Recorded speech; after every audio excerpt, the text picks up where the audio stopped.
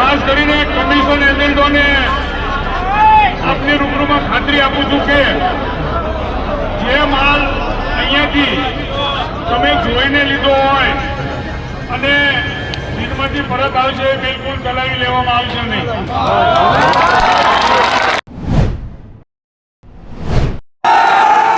અહીંયાથી આપણે અમે અંદર જઈએ છીએ.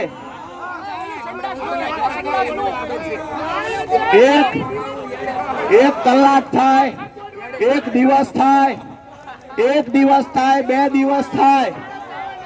મારી વાત સાંભળો ભાઈઓની.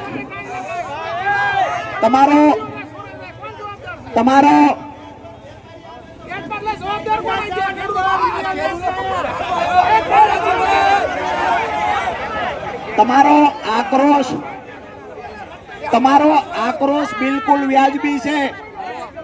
તમારો આક્રોશ વ્યાજબી છે. હિસાબ કરવા હવે જવાનું છે.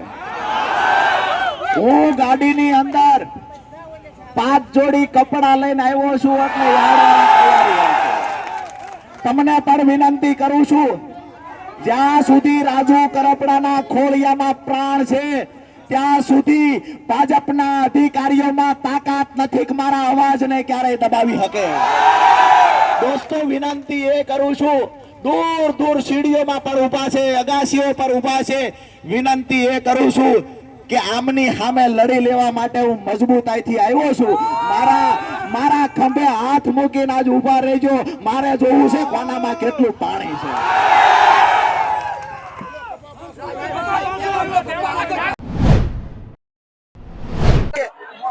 ક્યાંક ને ક્યાંક આ સત્તાધીશો પણ સરકાર સાથે મળેલા છે. ભાજપના મળતિયાઓ વેપારી છે. ખરેખર આજે તો ખેડૂત અહીંયા લૂંટાય છે, તો ખેડૂતના હિતની વાત કરનારી સરકાર પર પણ દાગ લાગે છે. તો સરકારે મધ્યસ્થી કરી અને આ વિસ્તારના ખેડૂતોને અહીંની સંસ્થા બોટાદ નવા માર્કેટિંગ યાર્ડ લૂંટી રહ્યું છે, તો સરકારે તો કાર્યવાહી કરવી જોઈએ. શું કરે છે ડિસ્ટ્રિક્ટ રજિસ્ટ્રાર, શું કરે છે નિયામક? આ બધા સાથે મળી માત્ર ભાગબટાઈ કરતા હોય આવું અમને લાગે છે. આજે જગતનો બાપ આક્રોશ સાથે હજારોની સંખ્યામાં ખેડૂતો આવ્યા છે, પણ સાંભળવા માટે ચેરમેન કે સેક્રેટરી પાસે સમય નથી. આજે બોટાદ કડદા માર્કેટિંગ યાર્ડની અંદર હજારોની સંખ્યામાં ખેડૂતો 2 મુખ્ય માંગણીઓને લઈને આવ્યા છે. છેલ્લા 12 વર્ષથી બોટાદ જિલ્લાના આજુબાજુની તમામ વિધાનસભા અને તાલુકાના ખેડૂતો અહીંયા જ્યારે કપાસ નાખવા આવે છે ત્યારે એ કપાસની એકવાર હરાજી થઈ ગયા પછી ખેડૂતને કહેવામાં આવે તમારા ખર્ચે જીન સુધી અમારી જગ્યા સુધી પહોંચાડવું વેપારી દ્વારા કહેવામાં આવે. તો આજે અમારી જે મુખ્ય માંગણી છે કે જીન પર લઈ ગયા પછી ખેડૂતને કહેવામાં આવે તમારી ક્વોલિટી ખરાબ છે. ક્વોલિટીના બહાના હેઠળ એકવાર હરાજીમાં ભાવ બોલાઈ ગયા પછી ભાવ ઘટાડવામાં જે આવે છે એની વિરુદ્ધમાં આજે ખેડૂતો એકત્રિત થયા છે. અમારી મુખ્ય 2 માંગણીઓ છે કે એક તો ખેડૂત અહીંયા યાર્ડની અંદર કપાસ ખાલી કર્યા પછી કોઈ પણ જગ્યાએ કપાસ ખાલી કરવા ખેડૂત અહીંથી બહાર દરવાજા બહાર લઈ જાય. બીજી વાત કે વેપારીએ જે રીતે કપાસ ચેક કરવો હોય એ રીતે ચેક કરે હરરાજી સમયે. હરરાજીમાં એકવાર ભાવ બોલાઈ ગયા ત્યાર પછી ખેડૂતનો આક્રમકતાથી અમે લોકો લડીશું. આજે અહીંયા જયારે ચેરમેન આવ્યા 2 દિવસથી મીડિયા સામે આવીને ડંપાસો મારે ચેરમેન કે ભાઈ અહીંયા કડદો બંધ કરી દીધો, સ્પષ્ટ સૂચના આપી દીધી. અત્યારે અમે કહ્યું કે કડદો નહીં થાય એવી લેખિત બાહેધરી આપો, તો ચેરમેન ભાગી ગયા. આ સંસ્થાની અંદર, ખેડૂતોની સંસ્થાની અંદર સૌથી વધારે કોઈએ લૂંટ ચલાવી હોય તો અહીંના સત્તાધીશોએ ચલાવી છે. અહીંયા ગોડાઉનના નામે લૂંટ ચલાવવામાં આવી એમાંથી કમિશનો લેવામાં આવ્યા છે. ભરતી કૌભાંડના નામે પણ લૂંટ ચલાવવાના પ્રયત્ન થયા છે. ક્યાંક ને ક્યાંક આસિસ્ટન્ટ સેક્રેટરી લાયકાત વગરના પોતાના મળતિયાને બેહાર્યા. ગાડીની અંદર પણ 44 લાખ રૂપિયાની ગાડી ખેડૂતોની સંસ્થાના પૈસાથી લીધી અને ત્યાર પછી પોતાના સગાને અડધા ભાવે વેચી દેવાનું કામ પણ આ સંસ્થાની અંદર થયું. CCI કપાસની ખરીદીમાં અહીંયા જો બોગસ ખેડૂતોના રજીસ્ટ્રેશન થયા, બોગસ ખેડૂતોનો કપાસ અહીંયા વેપારીઓએ નાખ્યો, બોગસ ખેડૂતના નામે પ્રતિમણ 11 રૂપિયા લેવામાં આવ્યા છે. આ બધી માહિતીઓ મળી છે અમને. અહીંયા અમે બેઠા છીએ, અમે પણ જોઈએ છીએ. સંસ્થા અમારી છે, અમારી સંસ્થાનો સંચાલક માલિક બનીને બેસી જશે. આ સંસ્થા ખેડૂતોના બાપની સંસ્થા છે અને આ સંસ્થામાં ખેડૂતો સાથે અન્યાય થાય બિલકુલ નહીં ચલાવી લઈએ. ચેરમેન કોઈ પણ બહાના હેઠળ અહીંથી ભાગી જાય, અમે લોકો બેઠા છીએ જ્યાં સુધી આ નિવેડો નહીં આવે. જે મોઢેથી વાત ચેરમેને કરી એ વાત લેખિતમાં આપવામાં શું વાંધો છે ભાઈ? અમારી 2 માંગણી છે. આખા ગુજરાતના કોઈ માર્કેટિંગ યાર્ડમાં હરાજી થયા પછી ભાવ ઘટાડવામાં નથી આવતો, કરદો કરવામાં નથી આવતો. શા માટે બોટાદમાં જ થાય? બીજી માંગણી કે અહીંયા હરાજી થઈ ગયા પછી ખેડૂત છૂટો થઈ જાય. ખેડૂતે કપાસ લઈને 15 કિલોમીટર દૂર વેપારીની જગ્યા પર શા માટે નાખવા જવાનું? ગુજરાતના કયા યાર્ડમાં આવી વ્યવસ્થા છે? કોઈ પણ જગ્યાએ નથી. દેશમાં પણ આવી વ્યવસ્થા નથી કે ખેડૂતે પોતાના ખર્ચે વેપારીની જગ્યા પર નાખવા જવાનું.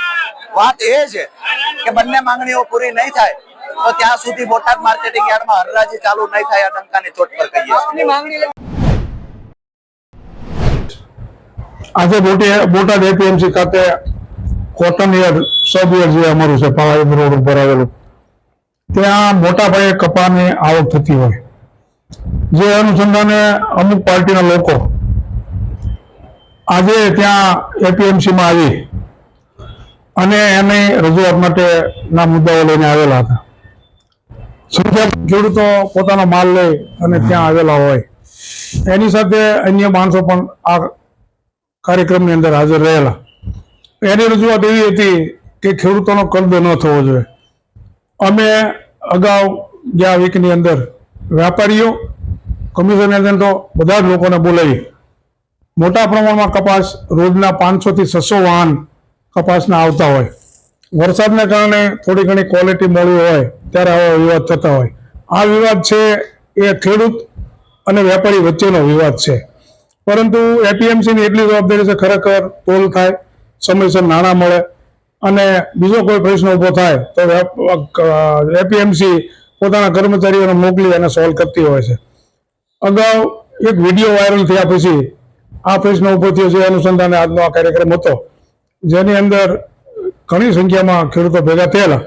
એમાં મને ત્યાં બોલાવી અને મને પણ કહેવામાં આવ્યું હતું કે તમે આવી અને ખેડૂતોને આશ્વાસન આપો. એ અનુસંધાને મારા બોટાદ જિલ્લાના બધા જ ખેડૂતો આસપાસ તાલુકાના અહીંયા વેપાર કરવા આવતા, મારી પણ ફરજ છે કે મારે ત્યાં હાજર રહી અને ખેડૂતોનો જે કાંઈ વિષય હોય સાંભળવો પડે. એ અનુસંધાને હું હાજર રહેલ અને એની અંદર કોઈ પણ સંજોગોમાં કરદો નહીં ચલાવી લેવામાં આવે. જે કોઈ લોકો કરદો કરતા હોય છે એના લાયસન્સો રદ કરવા સુધીની મેં ખાતરી આપેલ. અહીંયા જે ખેડૂતો આવે છે ને તમારા એપીએમસીમાં સગવડતાઓ ઊભી કરી અને ત્યાં રોકો તો વધારે સારું કહેવાય. અમારી એપીએમસી દ્વારા જે કાંઈ ખેડૂતો માટેના કામો થાય છે, 3 લાખ રૂપિયાનો વીમો આપીએ છીએ, દરેક મંડળીઓમાં ફર્નિચરો આપેલ છે, તેમજ હમણાં જ 2000 જેવા માતબર શ્રેય પંપો દવા છાંટવાના પણ આપેલ છે 50% સહાયમાં. વિદ્યાર્થીઓને 6 લાખ ચોપડાઓ આપવામાં આવ્યા છે. જે લોકો કામ કરતા હોય એને જ ખબર હોય આમાં કેટલી બધી અડચણો આવતી હોય. તેમ છતાં સૌરાષ્ટ્રના બીજા નંબરનો યાર્ડનો જ્યારે વિકાસ કરી અને સમગ્ર ગુજરાતમાં 10મા નંબરે જ્યારે બોટાદ યાર્ડ છે ત્યારે વાતાવરણ ડોળવા માટેના જે પ્રયત્નો થઈ રહ્યા છે અને સખત શબ્દોમાં વખોડું છું. હમણાં જ સાયલા વિસ્તારની અંદર માર્કેટિંગ યાર્ડની ચૂંટણી હતી તો ત્યાં ચૂંટણી લડી અને વહીવટમાં બેસી અને જો કામ કરે તો આ આક્ષેપ કરનારોને પૂરો ખબર પડે કે આની અંદર ખરેખર શું હોય.